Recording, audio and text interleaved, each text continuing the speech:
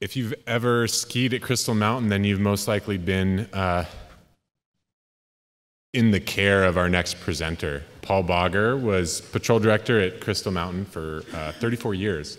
He's now with the Northwest Avalanche Institute, where he consults with railroads, development companies, and other organizations whose projects interact with the avalanche terrain. And his presentation is around operational risk management at ski areas, a case study. There he is. Thank you. Well, all of a sudden, I felt like Donald Trump behind Hillary there for a minute.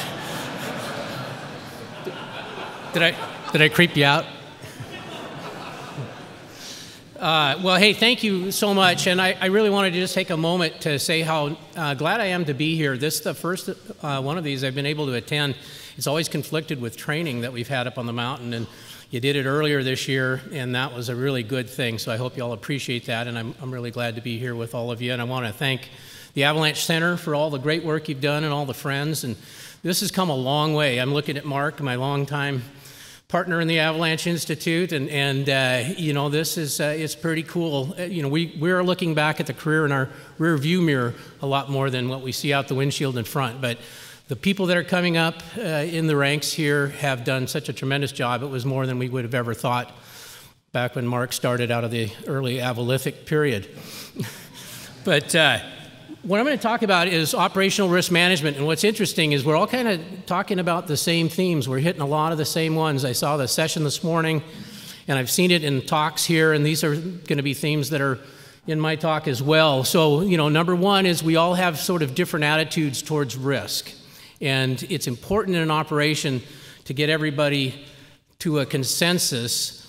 And even though we might not all see things the same way, the problems are the same. They always occur in ways that which we have to pass the institutional knowledge to each other so that who is ever on watch when they occur will have a good set of tools, risk management tools to respond. So we just went from a backcountry setting and we'll go into the ski area setting.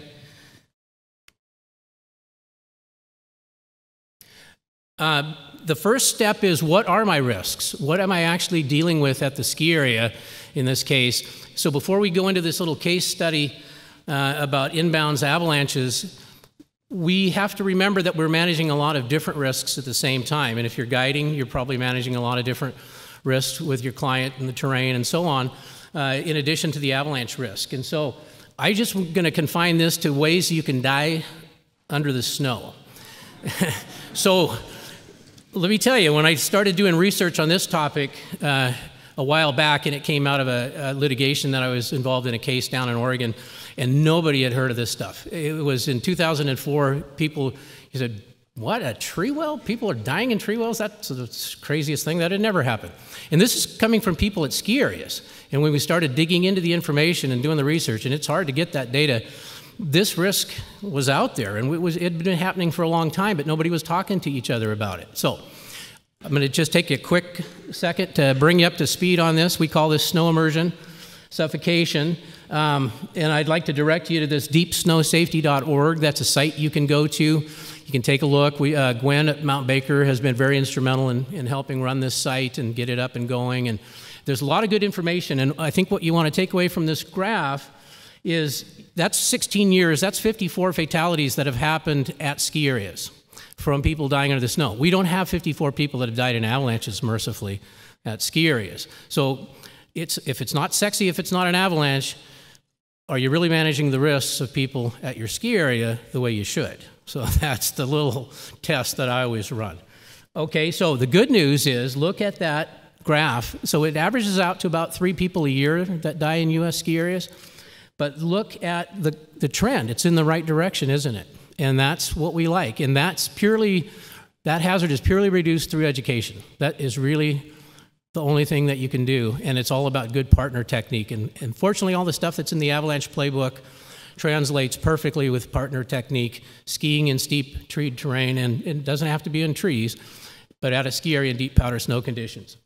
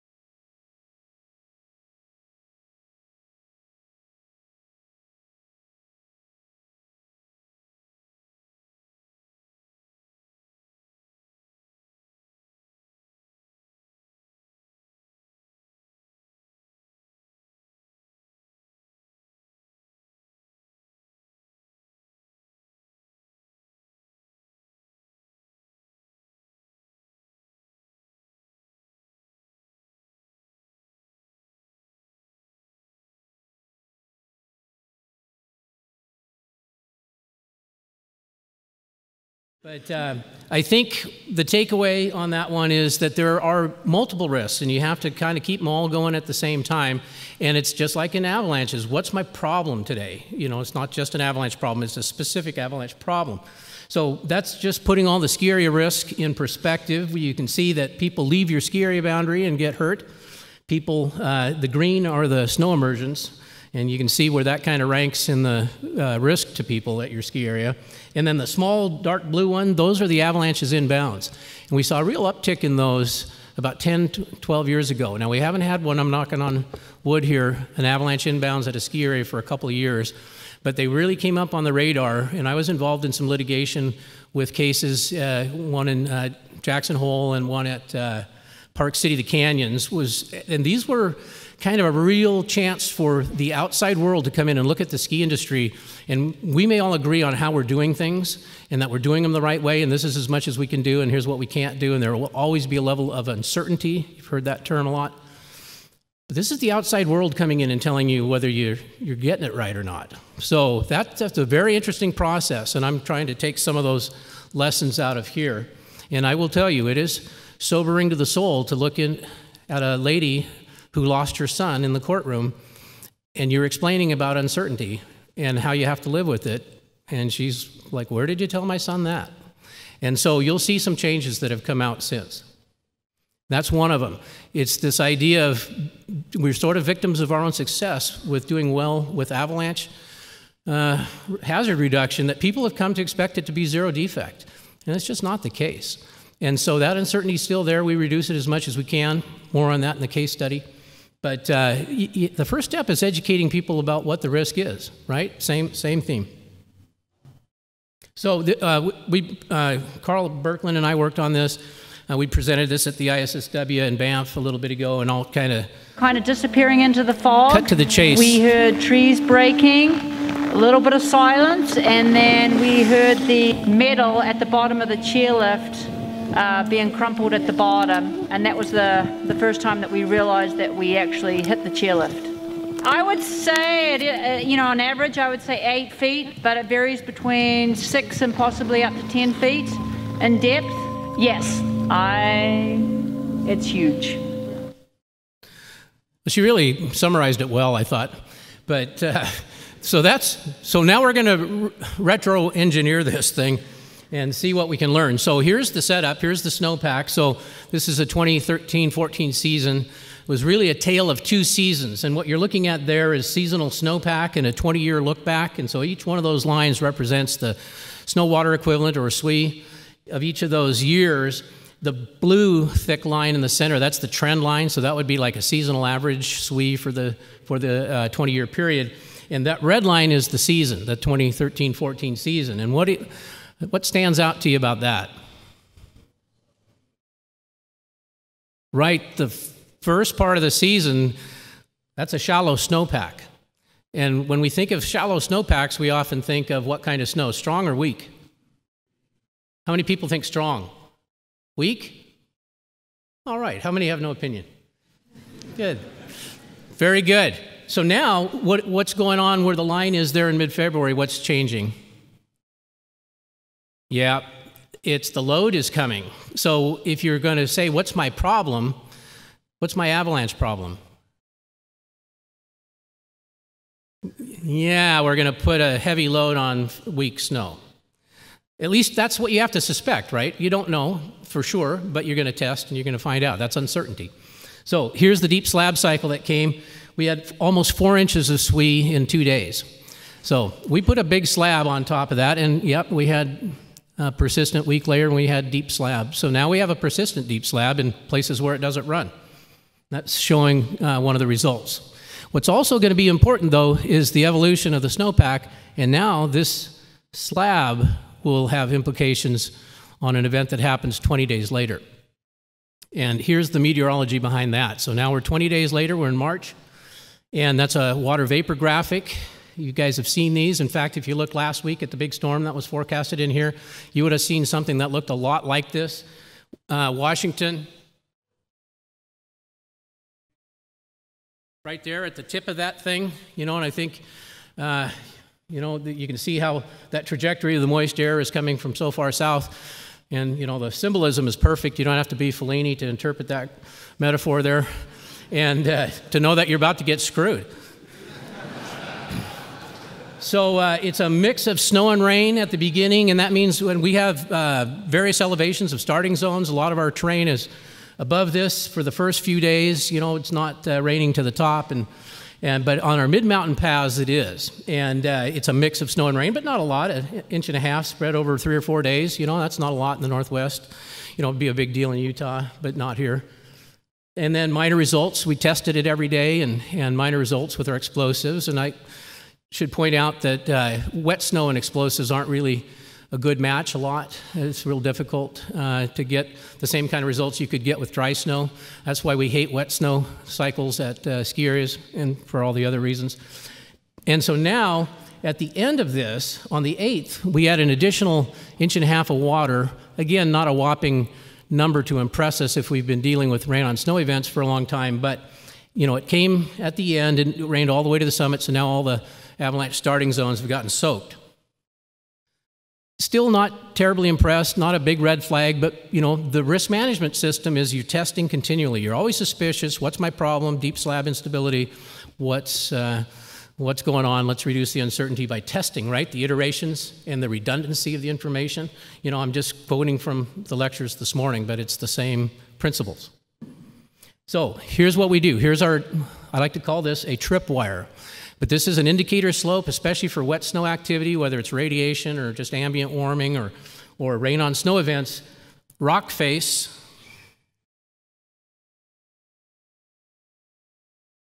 is a consistent producer, gives us a lot of headaches. There's terrain underneath there that people ski underneath this big path, and you know, and it's a headache. And so anyway, we shoot there, we get a result, that's the test, and that's, again, not, you know, we're not terribly impressed by that. But when that pulled out sympathetically, and that's for scale down to a crust near the ground, that's probably about 5 to 6 feet. And that was different. Okay, so that's our red flag. Okay, that's our tripwire. So what do? We close this area off, Kelly's Gap, for those that know Crystal, and then we come in and we test. Again, we're looking for verification, redundancy, and we get it. Oh, we're pretty proud of ourselves. We were able to duplicate that, and then it's like, oh shit, you know, now we're in trouble. Okay, so what we have here is a persistent deep slab, but now it's a persistent deep wet slab. That's the worst of all of the animals. I don't care which ones you fear in the jungle, but that's the worst one. And so what you have now is a low frequency, doesn't happen very often, low frequency event, but high consequences.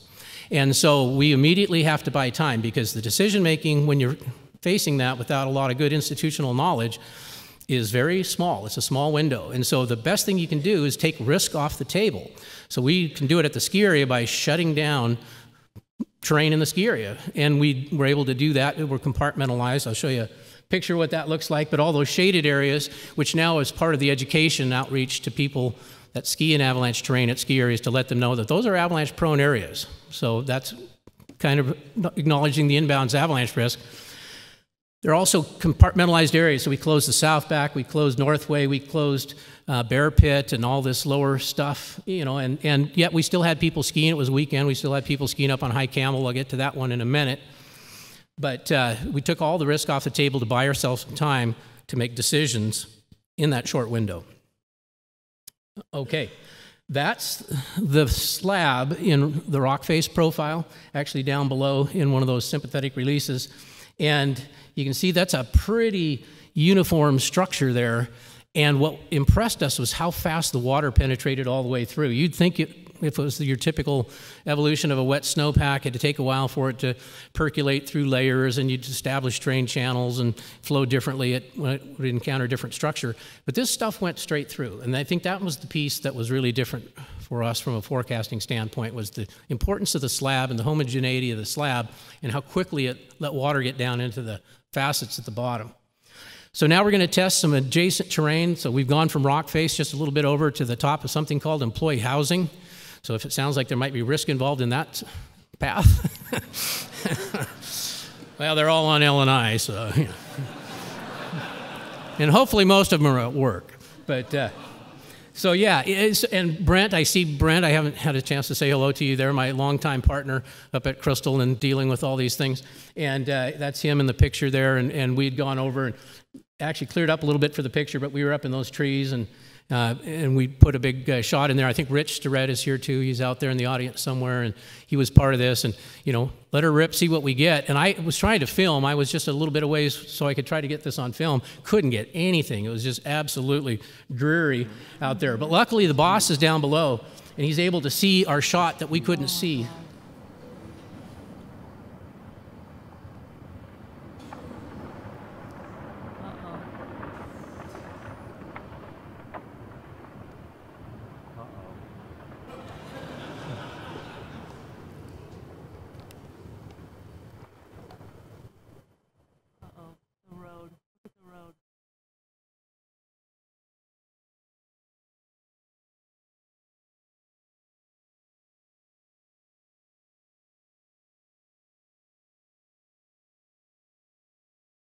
There's the boss.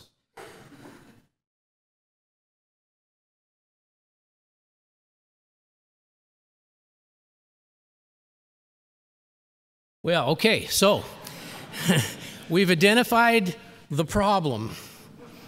And so now we have to come up with a good plan.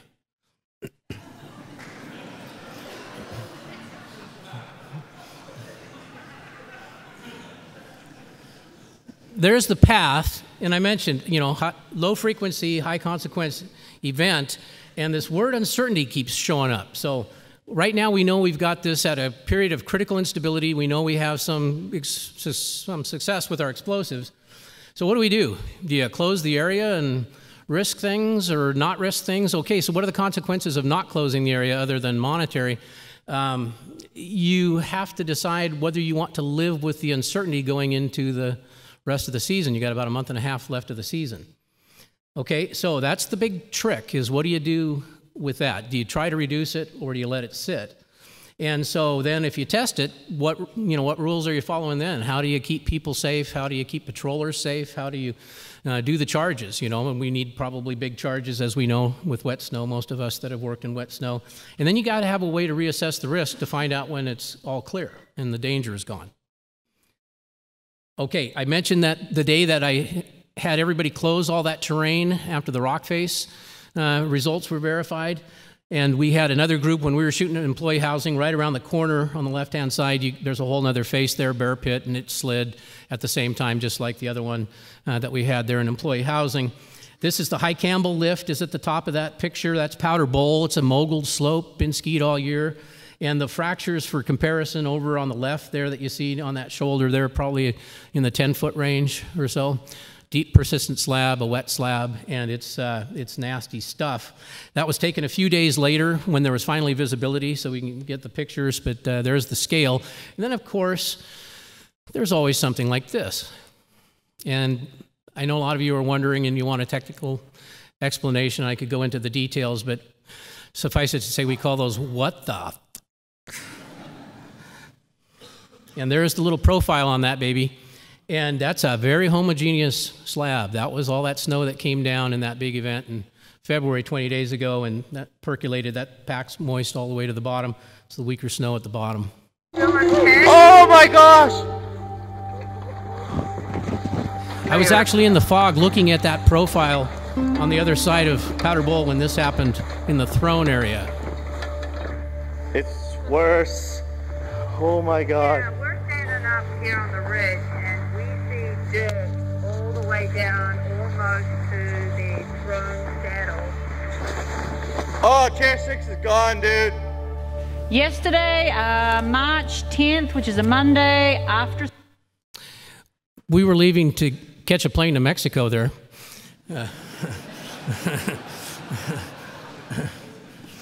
Yeah, so clearly not following the plan that we had laid out. But so now the question becomes, in 2020 hindsight, did you really need to go after that uncertainty that bad, or could we let this sit and close for a while? And so we can talk about that.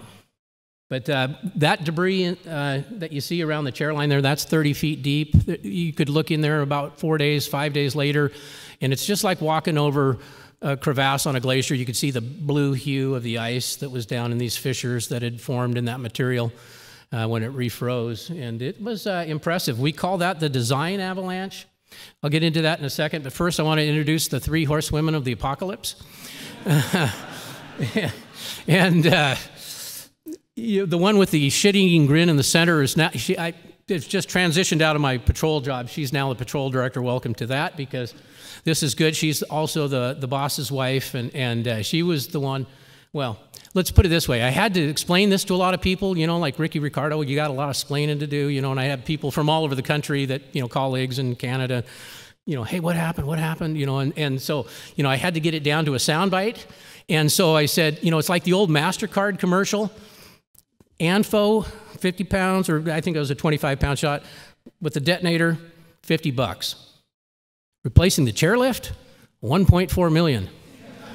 Having the boss's wife actually light the fuse that did the damage, priceless.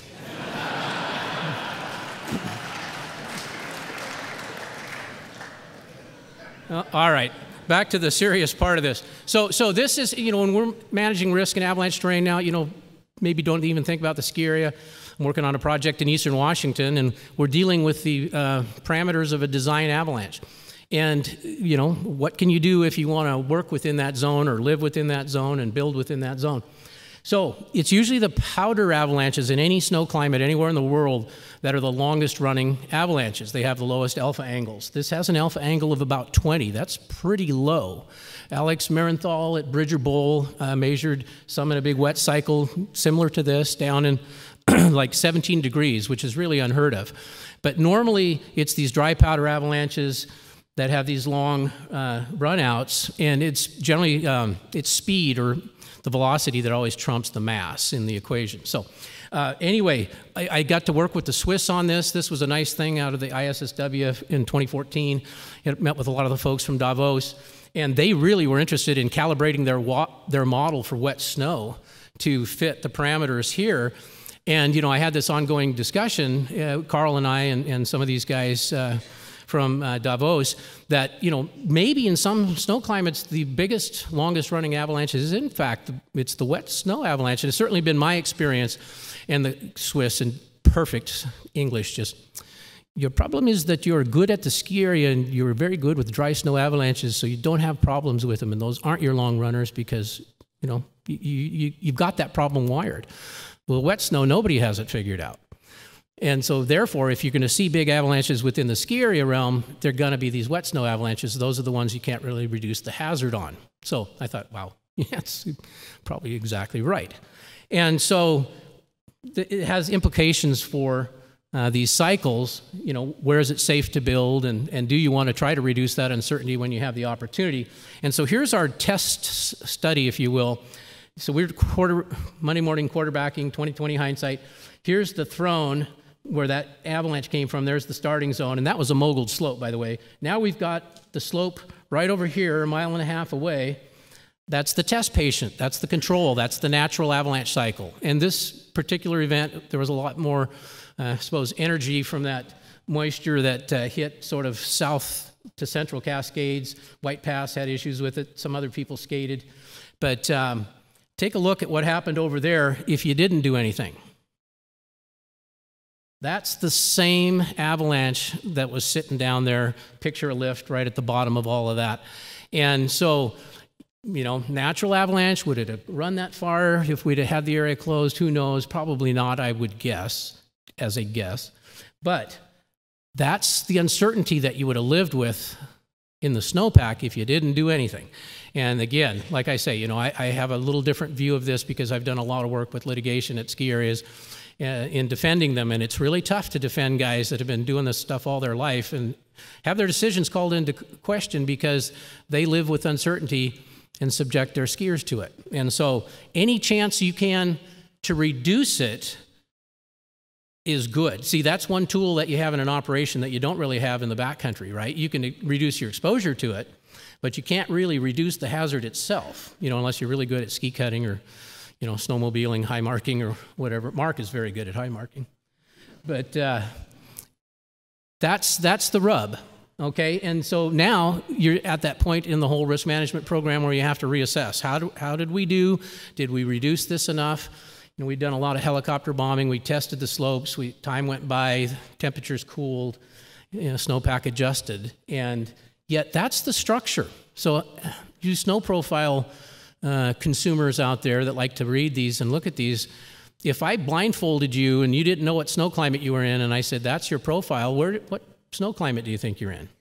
Think you're in the coastal snowpack in March? Probably not. And so that's the structure that was involved.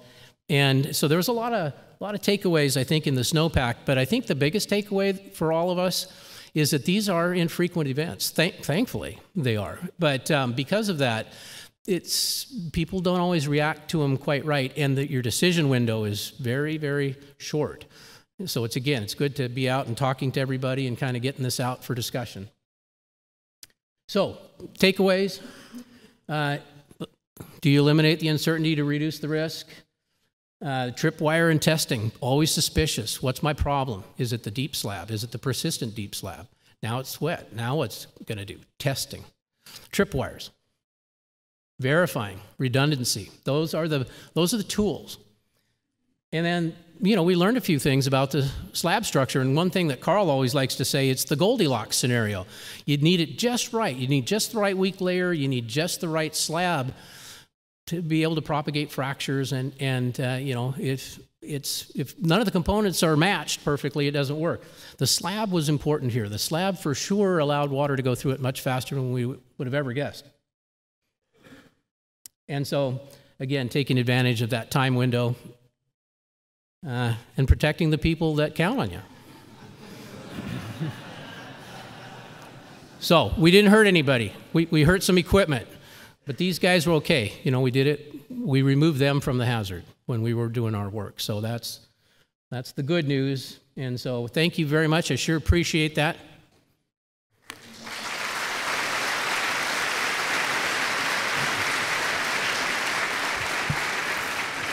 I wasn't sure if I had any time left. She was putting up a 5 and then a 3, and I thought I was being graded on the curve and I was doing poorly. Man, I got to get out of here before I'm at 0. But anyway, if there's time for a question, I guess there's time for a question or two. I'm not noted for finishing on time, by the way. Okay, I've stunned you all. Are there any questions? Sure.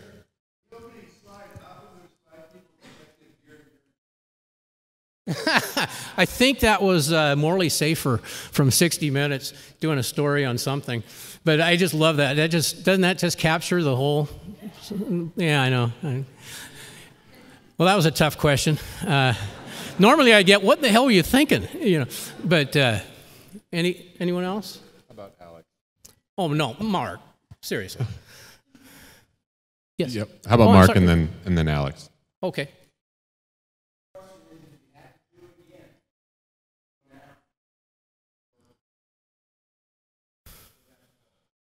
No, that's really that is the key.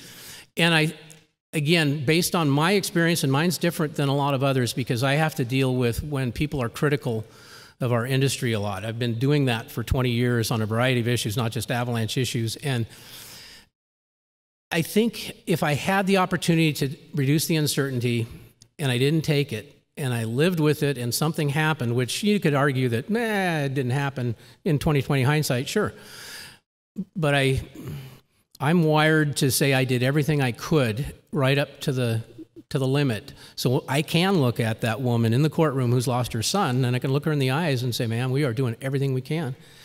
And we will continue. We will not stop. And we will honor your loss. And we will redouble our efforts. But I don't think it would be like, oh, crap, we hurt something. You know, John Kircher would have a much different answer probably than I would, and he's very supportive, and he totally understands. I mean, it's, you know, I couldn't work for a nicer guy and better understanding guy, but, you know, it was an unintended consequence, but I think I would use the same procedure. And I think for all this stuff in these risk management operations, you need sort of a set framework that you operate in so you can deal with changes and you can react to them quickly and appropriately. And, you know, an airline pilot that's been a captain for 30 years, he's still got to go through a 6-month check ride. And if he doesn't follow the checklist, he's going to bust his check ride. And there's reasons for that. These guys have been successful in reducing risk in these operations. You know, not as, I mean, there's always judgment, but, you know, be true and faithful to your own rules, I guess. And so, and was there one more? Yeah, Alex. They passed out during that long-winded answer. Right there.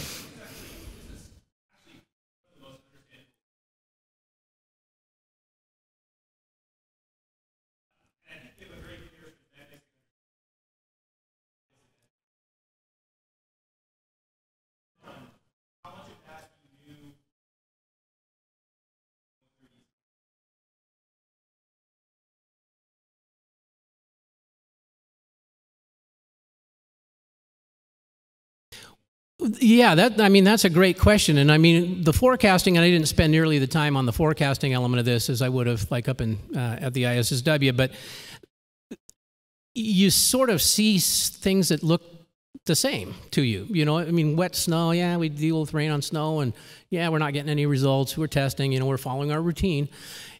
But we're not really seeing anything that impresses us. There's no red flags emerging yet. Although we do know we have deep slab instability. And even though most people in the Northwest, I would tell you this, like, deep slab instability, that doesn't happen here.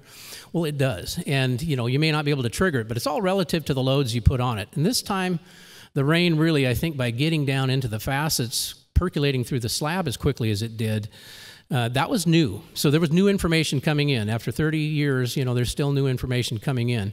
And I get to go to consult at these other ski areas around the country, and I'm always thankful that I only have the problems of the Northwest in the avalanche snowpack. It's easier to deal with. But because of that, it's easier to sort of feel comfortable with, like, lots of rain, for example. And so in the moment, it really was created with the tripwire. That's what created the moment. At that point, I knew I had trouble, and I had to go out and seek more information to reduce the uncertainty, right? And that's where all of a sudden it's like, oh yeah, you're in the shit now, you know. And that's, pardon my French, it's one of those things that you are sort of doing it as you go along, but you're staying within your rules. Okay, so let's attack this and get rid of this. But I didn't know how bad it would be. And when I saw what had happened in Powder Bowl the next morning, and Rich is over there, and he was the man on the street out there lugging that stuff around, I'm going like, phew, I had people skiing. I closed terrain yesterday, but I didn't take people off. I let High Campbell run, and people were skiing that stuff, you know. And so that's a close call in my mind. And so did I think I was going to hit the chair? No, to be honest. Although, ironically, we had already signed a contract 2 days before that to replace that lift. No, I swear to God, I have to deal with the insurance company, and the first thing I had to say is, I know that you probably want to ask me if I had ever had any involvement in insurance fraud, and I haven't. And I'll give you my report, and I'll prove why, but let's just get that on the table right now, because they knew that we'd already signed this contract with Skytrek, you know, 2 days before. But, yeah, you know, you can't write this stuff. You can't make it up. But again, so sort of how much we knew ahead of time, sort of, I don't want to say asleep at the switch, but not impressed until the tripwire goes, and that's the key. You've got to be able to set those for yourself. That's the real takeaway here. And then react properly, because you know your window is short. And then, you know, it was like, yeah, it kept kind of getting worse there for a while, and, you know, we just fought it until, you know, it was better. And then, you know, sometimes it's easier to close things than to reopen them. So, you know, you have to be pretty clear that you're okay, given that structure. And you know, things worked out, but thankfully, somebody else is working on the day-to-day operational stuff now. It feels pretty good, actually. Kind of talk about this like at an AA meeting. Well, I've been out of that for 3 months. It feels pretty good. But anyway, I really appreciate all your attention. If you have any other questions, you know, please find me. And it's just been great to work with the NWAC folks and all of you, and, you know, many friends out in the audience. You know, just it's a cool community to be part of, and very honored and privileged. Thanks for letting me talk to you today.